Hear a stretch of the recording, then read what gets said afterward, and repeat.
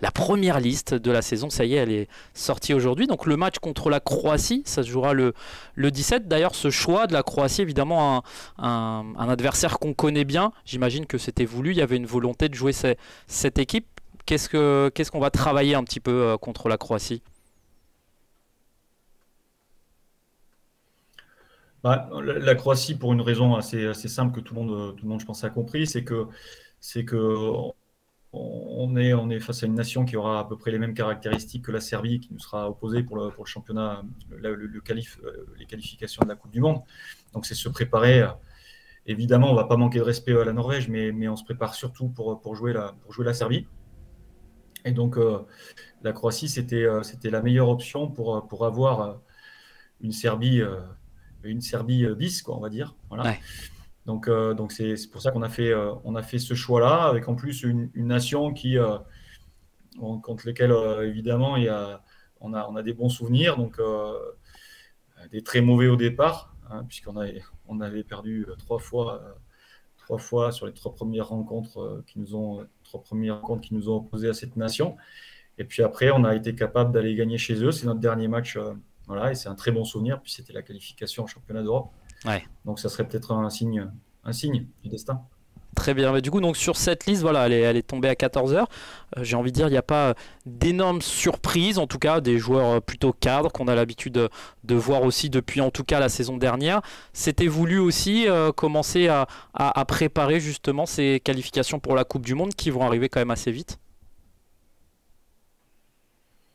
Ouais, alors nous surtout, on s'est basé sur deux éléments forts. D'abord, on est obligé de s'appuyer sur la saison dernière, puisque nos références, voilà, elles sont liées aux performances de la saison dernière, et donc notamment aux dernières confrontations. Donc, on a joué la Slovénie et le Brésil. On était plutôt satisfait du groupe, et on a réussi à trouver un équilibre, et on a un groupe qui s'est dessiné à ce moment-là. Donc ça, c'est le premier élément. Donc il y a une forme de stabilité par rapport à ce groupe-là. Et puis évidemment, et puis après, derrière la préparation qu'ont vécu les joueurs, avec les exigences qu'on leur avait fixées, c'est-à-dire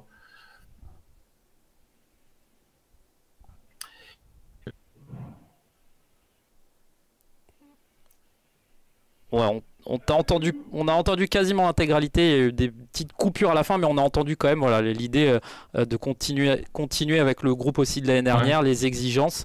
Mais voilà, dans ta réponse aussi, ça montre que ouais, les exigences. Ouais. ce groupe n'est pas non plus fermé. Voilà, vous, avec le staff, j'imagine, vous regardez aussi.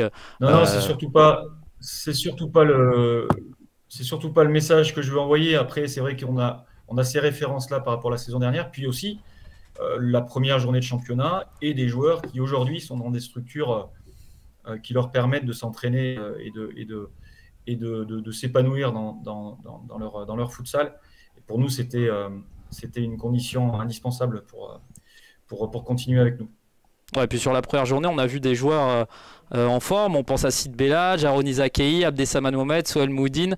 Ça doit faire plaisir aussi de voir des joueurs à ce niveau dès le début de championnat aussi. Ça montre qu'ils sont déjà prêts, on va dire. Mamadou Touré aussi, auteur d'un triplé avec Paris Casa. Oui, oui, on a beaucoup de satisfaction sur cette première journée, avec oui, des joueurs qui sont performants, et qui démontrent qu'ils sont bien préparés. On a aussi l'autre Mamadou Touré au Barça qui pour l'instant, avec l'équipe réserve, fait un très beau enfin, une très belle préparation. Et justement aussi au niveau des retours, on peut noter Boulaïba qui avait été beaucoup blessé, que tu avais déjà intégré hein, dans le stage de fin de saison. Un retour aussi, un profil un petit peu atypique, c'est intéressant aussi pour l'équipe de France. Ouais, Boulaye, c'est un joueur évidemment qui a une histoire avec l'équipe de France déjà, et puis qui a été gravement blessé la saison dernière. Il a fait une bonne prépa.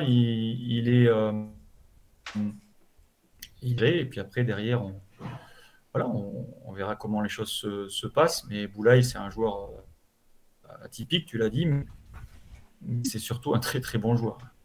Ouais, et les places sont disponibles, hein, en tout cas sur le site de la Ligue notamment et le site de la Fédé. Donc allez-y, ça va être une très très belle fête, l'équipe de France de futsal. Donc à l'Espace Mayenne, on est déjà pressé d'y être. Merci beaucoup Raphaël, merci d'avoir pris le temps de répondre à nos questions malgré le fait que tu sois en direct de Rennes en Espagne. Et on se retrouve bientôt de toute façon sur Futsal Zone. Merci Raphaël, et allez les Bleus du coup pour ce match contre le Portugal. Ciao, À, ciao.